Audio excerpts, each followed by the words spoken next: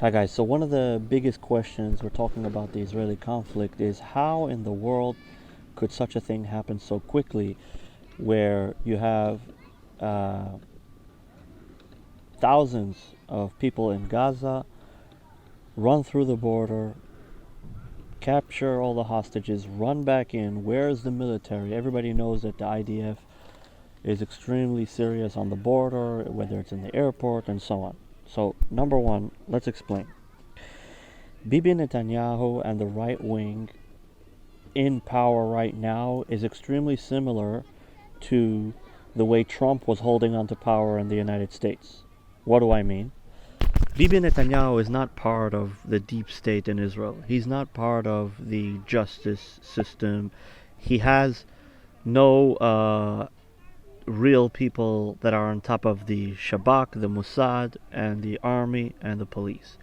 So really when Bibi goes in, he's going in alone. There's a lot of organized systems in place that are not his friend.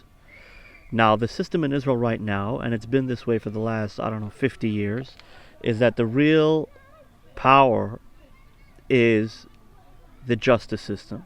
Okay?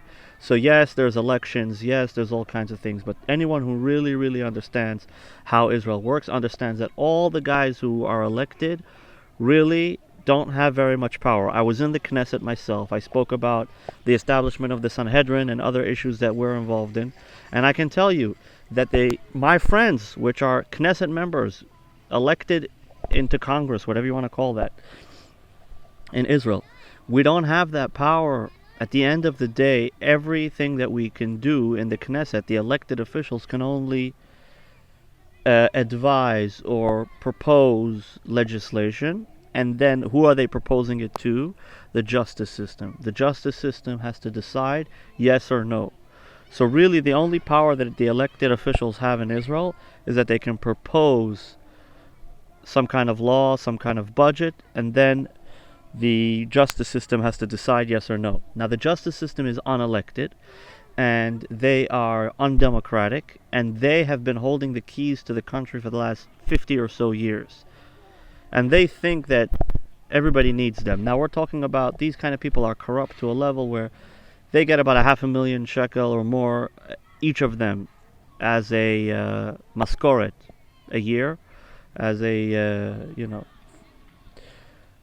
make sure that the amount of money they get is crazy amounts of money. So when people complain about taxes and about high electricity and high water bills and high taxes for work, they're like, oh, we pay taxes, why can't you? Yeah, sure, you can pay taxes from 500,000 shekel. Of course you can pay taxes from 500,000 shekel, but when people are not even scratching 10,000 shekel a month, then taxes starts and crazy electricity bills and water and all the other issues that normal people have start to become a problem. So the joke is on the poor people. But the point is that when Bibi Netanyahu goes in, he doesn't have crazy money, he doesn't have a sophisticated team. He has dedicated people to the nation of Israel, like Itamar Ben-Gvir. Okay? So let's talk about Itamar Ben-Gvir for a second, because he's very important. He overwhelmingly surprised in this last election, and he received 14 seats, I think 14 or 12 seats. Now Itamar Ben-Gvir is a Sephardic Jew. He's not specifically a rich man, but he's a guy that goes around. Whenever there's a terrorist attack, he's there the next day, or he's there on that day. He's telling the police what to do. He's making sure that the families are visited. He's a man on the ground. He lives in Hebron. He has Arab terrorist neighbors. Not all Arabs are terrorists, but he has Arab terrorist neighbors that he's been dealing with. So he's a realistic person on the ground. He had many demands that are only now, during the war, going through. For example, he wanted to add the death sentence to terrorists as part of the options that the justice has. And now they're only passing it because they're realizing that it needs to be done. Terrorism is a horrible thing, and there needs to be much stronger punishments. The same thing is he has passed legislations to what we call end the kindergarten in the jails of Hamas. So all the terrorists, the thousands of terrorists that we have in jails, instead of having them with TVs and steaks and wine and whatever, and being able to have all these benefits and candies and have their own setup in their own jail cells, Itamar Ben-Gvir is like, no, these people are terrorists. They're not going to get a degree on the taxpayer dime. They're not going to live a life of luxury while in jail. It doesn't matter how much billions of dollars all these corrupt organizations that are anti-Semites are trying to push into the Israeli jail system for the benefits of their conditions. So Itamar Ben-Gvir is in town, and he is the one who really pushed Bibi and the right to victory. But you have to also remember, the heads of the army, the heads of the police, the head of the intelligence are not on Bibi's side. Now, as we're talking right now, just like everybody else in the world, there is what we're calling now the Mechdal, or the Begida. Some people are saying Mechdal is the conspiracy, or the unanswered questions of how this attack was able to get through with bypassing all intelligence. Right now, the theory that's on the ground is that the heads of the police, military, and the Shabak intelligence basically decided, because they hate Bibi so much, they know all this information, they're not going to tell Bibi, and then when they're going to let some time pass and they're going to hope that Bibi doesn't respond quick enough, and then they're going to say that the catastrophe that happened under Bibi is Bibi's fault and he should resign because of that. Now, that's so far what we know. Now, in order to back up this claim, we see a very weird, unnatural thing happening.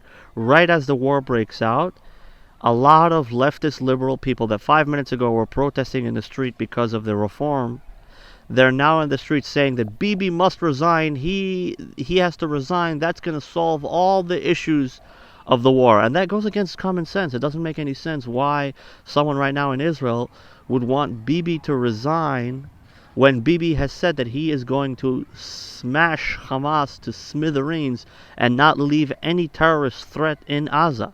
So why would anyone at this point in the war think that the right thing to do now strategically is to have elections or to reappoint some kind of other government? Bibi is a right wing. He has very good friends with him, Itamar Ben-Gvir and Bezalel Smotrich. They are hardcore people that have been fighting terrorism for many, many years. So to go back to the original point, Bibi Netanyahu, I think what happened was they told him, we know that Mr. Brick told the guys that a few days before the holidays, Bibi was called in by the heads of the Shabak, and they told him the enemy is on the defensive. The enemy is murta. He is scared of our power. There's no need to change the holiday protocol of vacations for the soldiers and so on. And so, in other words, and you also see right now that all over the world, they're throwing hundreds of thousands of dollars and going to tens of thousands of newspapers. The heads of the Israeli intelligence, the heads of the Israeli army, certain ones, the heads of the Israeli police, secret service, they are going all over the world and saying, no, we want to make it clear to everybody, Bibi knew about the threats. Why is it so important for them to go around town and tell everybody that Bibi knew about the threats? Because they're trying to smite him. They hate him. You have to understand. They're trying to destroy him. And to add more evidence to this, we saw the 60 Minutes when you had three veteran soldiers, ex-military, going around and saying that we're going to stop participating in the army and the IDF until Bibi Netanyahu is taken out of office. And this they said even before the war. Okay? So we know that there are many people in Israel, leftist liberals, they hate Bibi Netanyahu, they hate the right-wing approach. They thought that they're going to be able to start this war, blame it on Netanyahu, and then keep moving, and then try to, that maybe that way they can get him out. And they didn't care about the price. Right now, for the most part, Israel is looking into finishing this war. We're not trying to be judgmental of anybody. Bibi Netanyahu has said repeatedly that he takes responsibility for anything, and he's ready to be part of any investigation and answer any questions. But right now is not the time. Now is the time to win and to cleanse Israel of any radical terrorist cells and to bring back safety and security to all the people in Israel, and to the entire area. And hopefully our prayers and thoughts are with the IDF in their very, very, very complicated work, and of course all the allies that have come from Germany, from Israel, from England, from all over the world to support the IDF in their sacred mission, and defense of common sense, rationale, goodness and kindness, and the pursuit of happiness. All the best.